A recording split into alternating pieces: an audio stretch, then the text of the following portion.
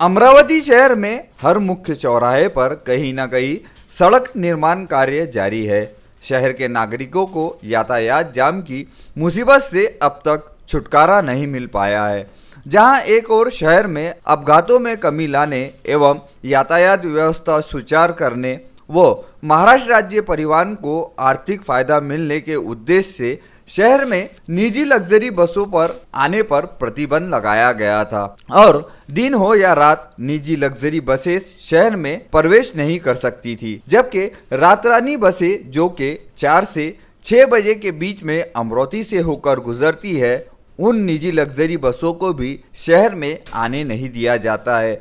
रात के समय में उम्रदराज व्यक्ति हो या कोई अन्य नागरिक, उन्हें शहर के बाहर ही उतरना पड़ता है। अजीब संयोग है कि शहर में रात के समय तो निजी लग्जरी बसों को नहीं आने दिया जा रहा है, किंतु यही निजी लग्जरी बसेस दिन दहाड़े शहर के मध्य भाग में खड़े रहकर सवारियों को आवाज़ दे देकर बुलाकर जमा कर रही है और रोजाना नियमित रूप से राजापेट बस स्थानक के सामने से ही ये बसें चल रही है। शहर का यातायात विभाग व आरटीओ विभाग ने मानो अपने आंखों पर पट्टी बांध रखी है। लाखों रुपए की मोटी कमाई निजी लग्जरी बस मालक कर रहे हैं, बावजूद इसके इन पर किसी भी प्रकार की कार्रवाई नहीं होती है। राजापेट बस स्थानक के सामने का ये जो नज़ारा हम आपको दिखा रहे हैं, ये दोपहर के समय का नज़ारा है, जहां पर शिवाई नामक लग्जरी बस खड़ी है और इसका कंडक्टर आवाज़ दे देकर यात्रियों को बुला रहा है,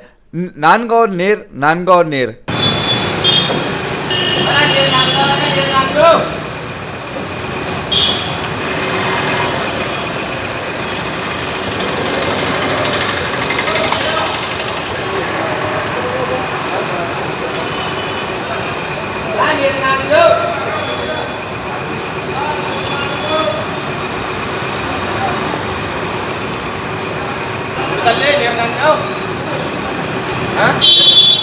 अरे डेपो बंद आहे तो डेपो क्या होता है बंद आहे बिचारा वाला दे फोटो बोलतो ना बताय दे डेपो बंद आहे तो क्या डेपो बंद मेरा भाई भाई तो ले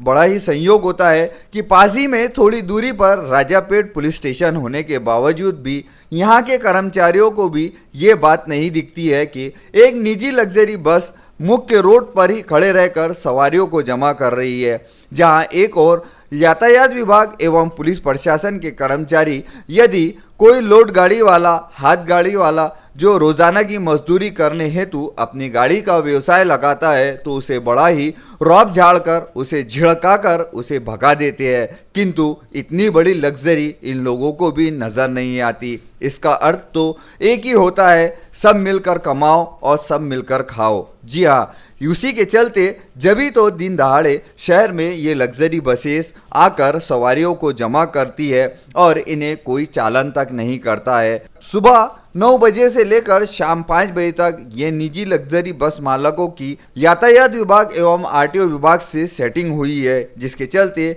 ये निडर होकर शहर में प्रवेश करते हैं, सवारियां जमा करते हैं और यहाँ से निकल जाते हैं। ऐसा ही नज़ारा आपको संपूर्ण राजापेट परिसर में दिन भर देखने को मिलेगा। इस बाबत यातायात विभाग के वरिष्ठ अधिकारी या पुलिस विभाग के वरिष्ठ अधिकारी या शहर के जिम्मेदार राजनेता कोई भी बोलने को तैयार नहीं है। जहां एक और महाराष्ट्र राज्य परिवहन की बसें दिन ब दिन खटारा होती जा रही है।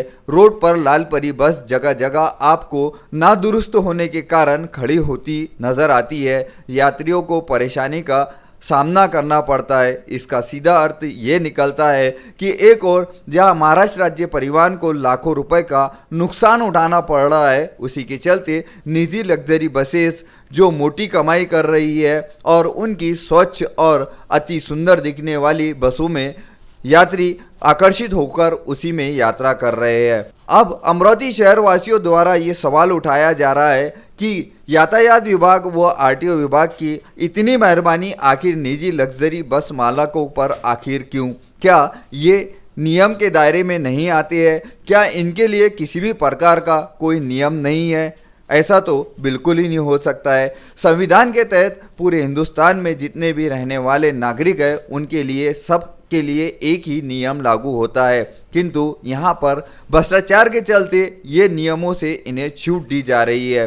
अब ये देखना है कि यातायात विभाग और आरटीओ विभाग अपनी कब कुंभकर्ण की नींद से जागता है और इन निजी लग्जरी बस चालकों पर क्या कार्रवाई होती है, जिसके चलते समस्त अमरावती शहर वासियों की नज़रें अब राजापेट बस स्थानक पर ही लगी है। VCN news bureau, Amravati.